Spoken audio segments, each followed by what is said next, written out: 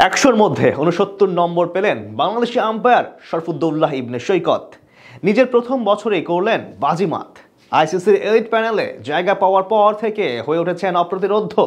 সব বড় বড় ম্যাচ পরিচালনা করে দিয়েছেন সাহসিকতার পরিচয়, যার বেশিরভাগ সিদ্ধান্তেই ছিলেন সফল।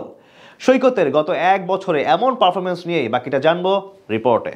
বিশ্ব ক্রিকেটে বাংলাদেশের এক গর্বের নাম এখন শরফুদ্দৌল্লাহ ইবনে সৈকত। গোটা দেশের একমাত্র আম্পায়ার হিসেবে আইসিসি এলিট প্যানেলে জায়গা করে ইতিহাস তৈরি করেছিলেন তিনি। এরপর থেকে সামলাচ্ছেন আইসিসি ইভেন্টের সব গুরুত্বপূর্ণ ম্যাচ, যেখানে গেল এক বছরে ১০০ থেকে ৬৯% নির্ভুল ছিলেন এই ৪৮ বছর বয়সী আম্পায়ার। বর্তমানে ইন্টারন্যাশনাল ক্রিকেট কাউন্সিলে যেই কয়জন বিশ্বস্ত আম্পায়ার আছেন তাদের মধ্যে অন্যতম বড় নাম শরফুদ্দৌল্লাহ ইবনে সৈকত, যার উদাহরণ কিছুদিন আগে ভারত ও ইংল্যান্ডের মধ্যকার গুরুত্বপূর্ণ সিরিজেও সফলতার সঙ্গে দায়িত্ব পালন করেছিলেন তিনি।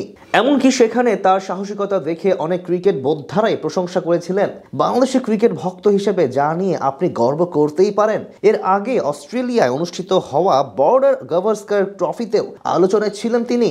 সব মিলিয়ে বিশ্ব মহলে এখন বেশ কদর আছে শরফুদ্দৌল্লাহ ইবনে সৈকতের, যার ধারাবাহিকতায় গত এক বছরে তার পারফরমেন্স বলছে অনেক বড় বড় ম্যাচ অফিসিয়ালদের চেয়েও এগিয়ে রয়েছেন সৈকত। বাংলাদেশের প্রথম আম্পায়ার হিসেবে আইসিসির এলিট প্যানেলে জায়গা করে নেওয়া শরফুদ্দৌল্লাহ মূলত তার দৃঢ় মানসিকতা ও সাহসী সিদ্ধান্তের কারণেই বারবার খবরের শিরোনাম হন। পরিসংখ্যান বলছে এখন অবধি নিজের ১০০ মার্কের পরীক্ষা থেকে ৬৯% নম্বর পেয়েছেন তিনি। অভিষেক বছরে এমন বাজিমাত ক্রিকেট বিশ্বের খুব আম্পায়ারই করতে পেরেছেন। গত বছর মার্চ মাসে দেশের প্রথম এবং একমাত্র আম্পায়ার হিসেবে আইসিসির এলিট প্যানেলে জায়গা করে নেন শরফুদ্দৌল্লাহ। এরপর থেকে প্রশংসার সঙ্গে দায়িত্ব পালন করছেন তিনি। শুরুটা হয়েছিল গত বছরের জুলাইয়ে বেলফাস্টে আয়ারল্যান্ড ও জিম্বাবুয়ের মধ্যকার টেস্ট দিয়ে, যদিও সেই ম্যাচে ডিআরএস ছিল না। এদিক থেকে তার অভিষেক হয় ওয়েস্ট ইন্ডিজ এবং দক্ষিণ আফ্রিকা সিরিজ দিয়ে। সেখানে ৯টি ডিসিশন থেকে ৮টি সঠিক দিয়েছিলেন তিনি।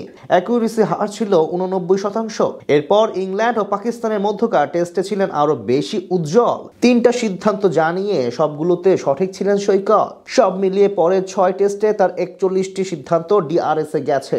এর মধ্যে মাত্র ১০টিতে ব্যাটসম্যান অথবা ফিল্ডিং করা দল সফল হতে পেরেছে। বাকি ৩১টি সিদ্ধান্ত তার পক্ষে গেছে, অর্থাৎ সাফল্যের হার ৭৫.৬১%। আম্পায়ার্স কলে মাত্র ৫টি সিদ্ধান্তে আউট অথবা নট আউট হয়েছে। এর মাঝে দক্ষিণ আফ্রিকা ও শ্রীলঙ্কার মধ্যকার ডারবান টেস্টে মোট ৮টি সিদ্ধান্ত দিয়ে ১০০% সফল হয়েছিলেন তিনি। একইভাবে ১০০% সাফল্য পান ইংল্যান্ড ও পাকিস্তানের মধ্যকার মুলতান টেস্টে। তবে লর্ডসে অনুষ্ঠিত হওয়া সর্বশেষ ম্যাচে কিছুটা হতাশ করেছেন তিনি, যার কারণে খানিক কমে গেছে তার সফলতার হার। এখন পর্যন্ত ৪৫টি সিদ্ধান্তের মধ্যে ৩১টি সিদ্ধান্ত ছিল সঠিক, যার কারণে সফলতার হার ৬৯%।